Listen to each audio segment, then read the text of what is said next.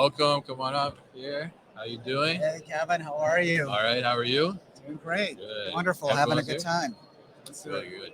Is this Is close it? enough? Yeah. Awesome. We want to get closer here. Intimate session here. Looks so, like it. so Timur? Timur. Timur. Oh, I was very close. Okay. Yeah. You want to try the last name? Ooh, that's the one. Let's see. It's You need some Timur help? Let me know if you need some help. Eligulashvili. That's a great try. Yeah. Eligulashvili. Eligulashvili. Timur. Wait, Timur. call me Timur. Yeah, we'll go Timur. Yeah, Awesome. that's good. So Timur, I know you got your hands in a lot of things. I see you on LinkedIn posting all the time about mostly parcel carrier types of things. So tell us a little bit about, I guess, what you do and who you are. Yeah, absolutely. And thanks for connecting with me on LinkedIn. I mean, I think it's a great platform Oh yeah, and everyone should utilize it to increase their knowledge and share that knowledge with yeah, others and make connections like this. So I run a company called Logistics Remix. And what we do is we partner with last mile delivery providers throughout the country. These are regional providers, smaller carriers, and help them sell their services to retailers and third party logistics companies. Oh, interesting. So you're kind of like a third-party seller almost, in a sense? Absolutely, Yeah. absolutely. So, kind of the model comes from if you think about like a manufacturer's rep. Mm. So, I'm married up kind of my knowledge of the last mile space Yeah. and what retailers need. And if you look at the last 3 years, there's been just a humongous growth in e-commerce shipping. Mm. The national carriers couldn't handle it all. Yeah. And so a lot of business kind of overflowed into regional carriers. Um, and I kind of saw that as a jump off point Right. to start this company and leverage a model. If you ever heard of a manufacturer's rep, have Yeah. you ever heard of a manufacturer's rep? So my father-in-law has a manufacturer's rep business Oh, okay. and All right. that he ran and successfully, and kind of took that model and said, I think I could do this in this space here because the carriers that I partner with, they offer a great service, but they're not out there doing sponsorships and a large marketing. They don't have a large marketing spend. Yeah, They're yeah, not. yeah. They're They don't not have running a Super huge Bowl sign ads, here at home delivery world, right? but they can Yeah. deliver that package. Yeah. If you order a T-shirt or you order anything online, they can deliver it to your house just as good, if not better, than UPS and FedEx and USPS. So Yeah. the nationals. Um, but a lot of people don't know who they are. These are Right. typically smaller carriers. They're doing anything between $10 and $100 million in revenue. So that's kind of the range, And I like to partner with them and work closely with their teams to help them land and expand with new customers, be a retailer, direct-to-consumer business, or a 3PL. Yeah, interesting. And I mean, I think that's a great thing to do because there is so much. I mean, it's almost like right now it's like the regional carrier is like having a moment, right? In a sense, because there's so much. I think opportunity out there. There's so much tech coming into that's allowing them to do more things with their business. So it's great that you're able to represent them and pair them up. I mean, talk to us about like what does if there's a brand or a retailer that's looking maybe to diversify their carrier mix a little more.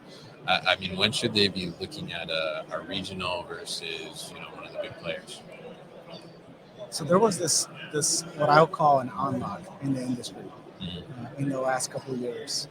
Retailers needed to figure out how to ship their packages, and they had to do that quickly because as the pandemic hit and people started shopping more online, e-commerce volumes ballooned. Right. The national carriers couldn't take it all, and so orders are coming in. How do we get them out the door? And the unlock came when they started talking to regional carriers. But it's not as simple as, hey, come and pick up my packages and deliver them from point to point. We have to do a contract. We have to get the right rates, do a contract. We then have to do an integration. And that's a technology integration. A lot of these retailers were used to just shipping with one carrier. What's called in industry is single sourcing. Right. When you're shipping with one national carrier. And to leverage these regional carriers, they needed to figure out how to integrate with each carrier's technology. And so the unlock came when they started either doing it themselves in-house or more popularly, implementing a multi-carrier shipping software system. And there are several on the market. And once they got those systems in place, and they did it very quickly, they were able to add and onboard regional carriers a lot faster. And so if you think about it, that shipping label, it gets printed and gets put on a package. Well, that technology is that multi-carrier shipping software that does a rate shop and routing and figures out who is the right carrier to take this package. So if it's not a national carrier, it's a regional carrier. It's regional carrier A, B, or C. Once it makes that determination, it prints out the right shipping label. They put that label on the box. It goes into the shipping staging area for that carrier to pick up or for them to deliver it to the carrier's hub. So the great unlock happened when a lot of these retailers that needed to get those packages out the door implemented these systems or figured out how to do that with their own technology. Without that, they were stuck with single sourcing.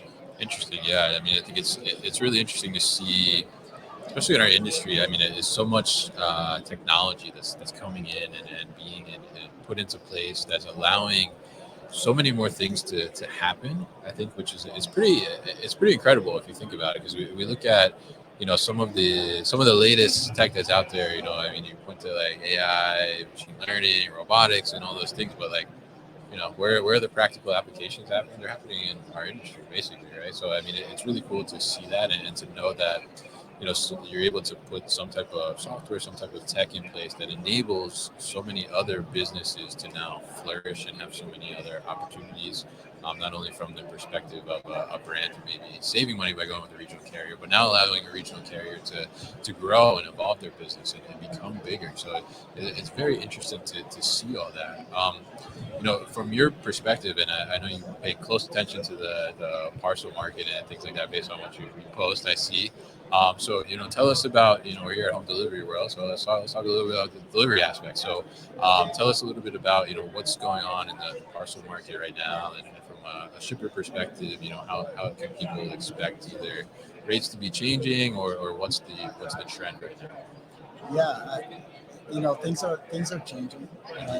That's for sure. I mean, we went from about 2 years where it was all about capacity. Capacity was the number one priority for retailers. How do I Right. get my packages out the door? If one carrier can't take it all, I need a second. If they can't take it all because they only cover part of the country, I need a third, and then I need a fourth. And so they started diversifying using the technology I just mentioned. Um, Capacity was the big important piece to solve for. Yeah. But once they got carriers on board, multiple carriers, they kind of figured out, hey, this is actually pretty simple to do. Yeah. We can manage more than one or two or three carriers. We can manage 5, 6, 10, as much as we can handle. And maybe there's other opportunities here. Maybe there's a cost savings opportunity. And so coming into this year, I mean, we're seeing this in the earnings calls with FedEx and UPS. Volume is down. I mean, they're reporting, both are reporting a single digit, close to double digit volume Right. decreases year over year. And, speaking with people in the know and just being around my customers and people in the industry, I could tell you that everyone's taken an opportunity this year to take advantage of going back and relooking at the rates. So hey, now we have the capacity, which was priority one. How do we deliver these packages? And now that there's a lot of capacity that's available, given volumes have either been flat or declined, how do we now save money? And at the same time, how do we leverage technology to help our carriers perform better for us? What can we do? Because what really matters is on-time performance in this industry. Yeah. We can spend a lot of time talking about that, but Oh, yeah. just the quick picture is if you're on a website and you're ordering, let's say, a driver, a golf club, Yeah. and you need it for this Saturday's game, and it says that the delivery date is this Friday, you expect that it's going to be I need delivered that to on you Friday. on Friday. Are you a golfer? I don't know if you're I'm not a golfer, but not. I can imagine. I want to get a couple of practice swings. I like to play golf. I Yeah. don't get too much time to play golf with the family. Yeah. That's a whole different story. Yeah. That's a different podcast, right? But you expect that order to come in and be delivered to you on Friday, and so because if you don't have it, then you're not going to have whatever it is you need. Right. As an example, so technology also helps manage the performance. But this year, for sure, we're seeing things are different. I think things are still up in the air with what you're seeing with in the news with, Yeah. between UPS and Teamsters and the talks that are happening. And I think that those negotiations, well, at least per the CEO of UPS, are going to end at the end of July, and it's going to Yeah. be a win-win-win. But I think everyone's trying to see what is it going to really look like. So I think the next 60 days are going to be really interesting Yeah. in our space. Yeah. Yeah. And I think it's, even with that kind of thing going on, and we never know. We lived through very unexpected in the last 2-3 years, right? So we never know what can happen. So I think even now, when you have the option to look at diversification a little bit is a smart thing to do, right? Even just to have kind of like a backup plan for a safety net in a sense, right? Yeah, absolutely. And not only does diversification help them save money, but and have a safety net, because no one wants to be stuck in that situation again where my packages are sitting on the dock and the orders are not going out the door. Yeah. No one wants to be in that situation again. And so they're thinking about that. At the same time, now that they've gotten used to that diversification, because once you do it once, you add a carrier, you add a second carrier, you see the service that's being provided.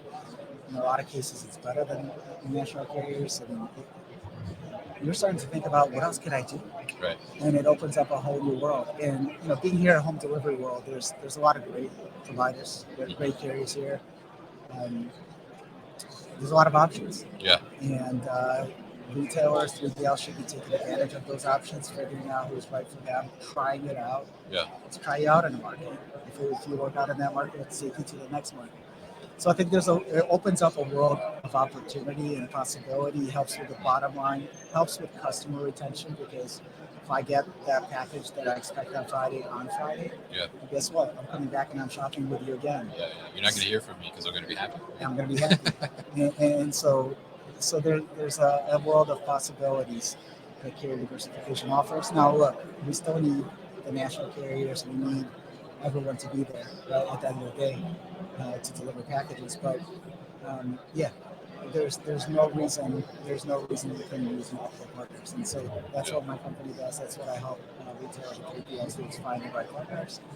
I just think the world's now very much open to that possibility, right, as evident by who's exhibiting here at the show.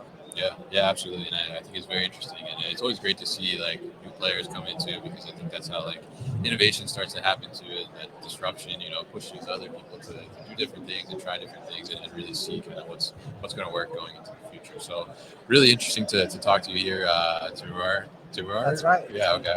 I'm getting it now. Got it, yeah, right? I'm getting it now. So if people want to get in touch with you or Logistics Remix, how can they do that? Logisticsremix.com. I've got my email on there, or better yet, follow me on LinkedIn. Definitely. And it's LinkedIn/Timur ELI.